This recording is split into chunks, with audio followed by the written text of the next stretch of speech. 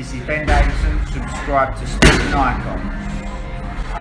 Now, sometimes we do have to give it up for Deontay Wilder. Whether you agree with some of the things that he says or you don't, he does have his own way and his own style of giving his opinion and articulating the way that he does. And his statement on Tyson Fury versus Otto Wallin, he's not going to find too many people disagreeing with his statement. And we'll go straight into it. This is what Deontay Wilder had to say about Tyson Fury versus Otto Wallin. He keeps pulling out all these night shift graveyard workers, bullcrap at its best. No Englishman's coming over here saving America with Tom Schwarz and Otto, whoever he is, talking about he's the best with an invisible belt. Deontay Wilder's statement. So as I said, he ain't going to find too many people that disagree with that statement. Now, if he was to break down the statement, of course we can. Starting off with the invisible belt. Of course, he's talking about Lineal. Tyson Fury saying, I'm the best because I'm Lineal, blah, blah, blah. And it is an invisible belt because it's not a physical title that he carries to the ring or around with him. He doesn't do a Chris Eubank Jr. and take the Lineal into nightclubs with him over his shoulder. He doesn't do all that kind of thing. But Lineal is supposed to be that you're the best of the best, right? But then you can't claim to be Lineal and then go fight Tom Schwarz and then Otto Wallin. That's not how Lineal works, okay? But it is what it is. He's going to fight whoever he's going to fight. He's got a 5-fight deal with ESPN worth, what was it, $100 million or something. So if Bob Arum wants to put these kind of opponents in front of him in America as well, crack on. You know, just give him my money, no problem. And if you want, I'll fight Tom Schwarz, Otto Wallins of the world. I'll do one Monday, Tuesday, Wednesday, Thursday, and Friday. That's all 5 fights within 1 week. Give me my 100 million. He's going to be quite happy doing that. Okay. So it's not all down on Tyson Fury. We do know that he was trying to get some Americans, but it's quite difficult to do when most of the American heavyweights are based in the PBC, who are always reluctant to release PBC fighters, unless they're either seen as cannon fodder or whatever it may be. But anyway, a fight with Otto Wallin. Is it a fight that Americans want to see? No. Why? Because he's Swedish. Okay, much like Americans didn't want to see Tyson Fury versus Tom Schwarz. Why? Because he was German, a Brit versus another foreigner. Americans don't want to see. Americans are patriotic people. You know, they want to see their guys in the ring with Tyson Fury, Joshua, Dillian White, and whoever else. They don't want to be seeing a Brit versus a German or a Brit versus a Swedish guy that, let's be honest, most of them wouldn't have heard of. So we can't disagree with what it is that Wilder's saying, because if you're going to be building your profile in America, that's not the way to do it. And the whole thing was to build up his profile. Wilder build up his profile. These two come together again for the rematch. And it goes from being a big event to a mega event. Because let's be honest, the first fight, which should never have happened, but it kind of flopped. Wilder was predicting 2 million pay-per-view buys and a sellout crowd and this, that and the other. Neither of which happened. They didn't sell out the arena and it was only 300 pay-per-view buys.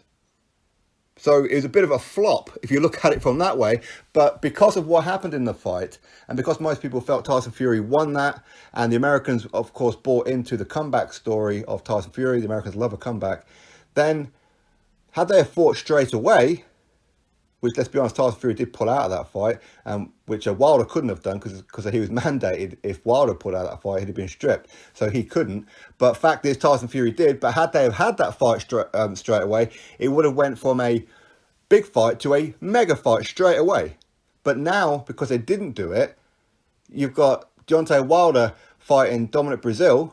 Again, not really his fault because of the mandatory, but then he's going to be fighting Luis Ortiz that nobody wants to see. And on the other side, you've got Tyson Fury fighting Tom Schwarz and then Otto Wallin, neither of which is doing anything for either of their profiles. So going from a big fight to a mega fight, it's going from a big fight to a, let's wait a while and do a big fight again.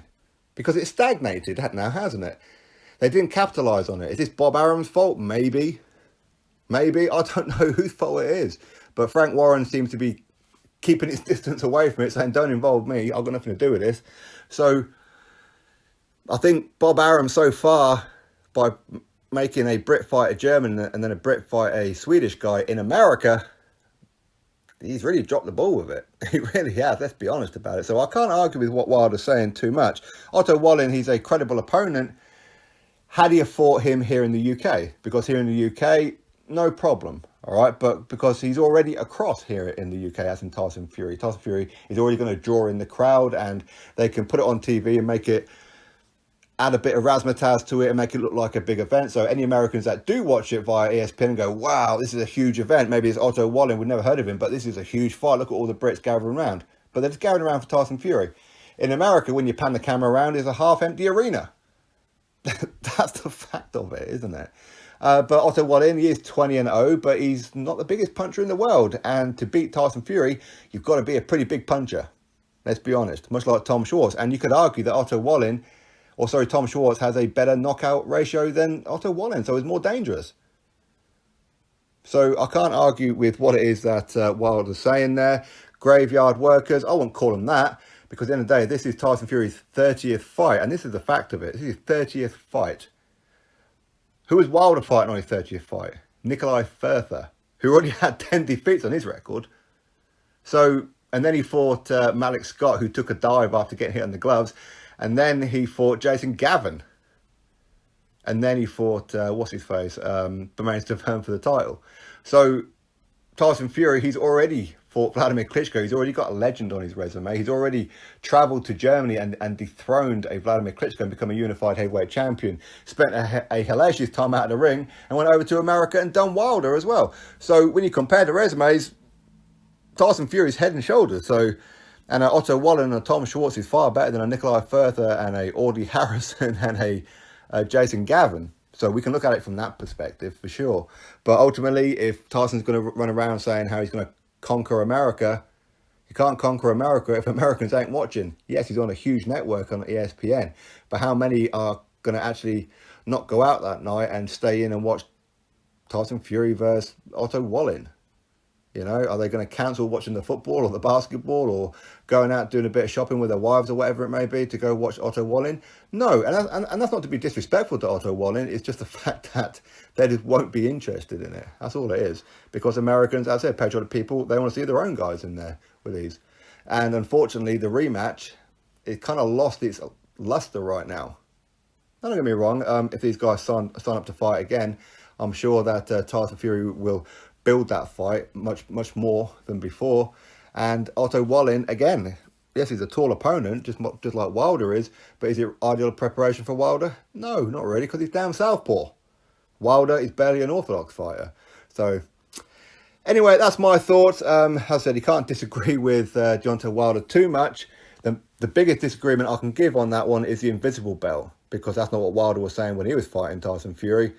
You know, lineal. Tyson Fury's number one. Even most of Wilder fans were saying Tyson Fury's number one right now because he's lineal. Why? Because they fully expected Wilder to get that win over Tyson and become the so-called lineal himself. So they can go, see, Deontay Wilder's number one in the world. He's much higher than Anthony Joshua. Now he's lineal. Suddenly now it's not important, isn't it? What can you do? Anyway, you drop your thoughts below about it. Click thumbs up, subscribe. Catch you all on the next one.